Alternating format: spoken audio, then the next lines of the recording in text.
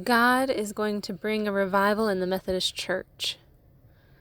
He spoke to me that there have been those who have been loyal to the teachings of John Wesley, who was inspired by his Holy Spirit. They have not compromised doctrine or biblical beliefs for the sake of unity. In fact, they refuse to unite with heresy in order to keep the peace. And while they often struggled in silence with the message that God gave them, they are not going to struggle much longer.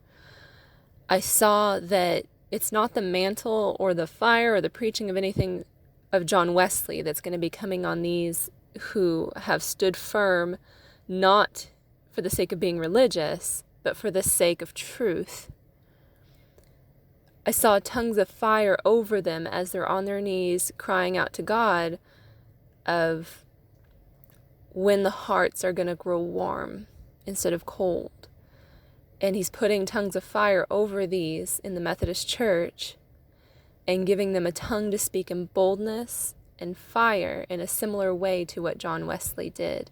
And it's going to cause a stirring in the congregations that they haven't seen before. Just like his grace is irresistible, although some may be afraid of what is spoken or disagree with it or whatever, they're going to be, in a way, captivated by what comes out of the mouth of these that he's given these tongues of fire to, because they have not compromised, and yet they've still managed to operate in love, and they know what truth is.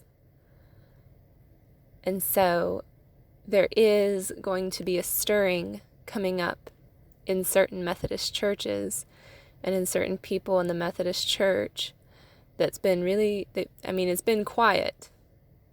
It's been too much like a graveyard where people know that there's things happening in the Methodist Church, but there's nothing that seems to be stirring the rest of the denominations.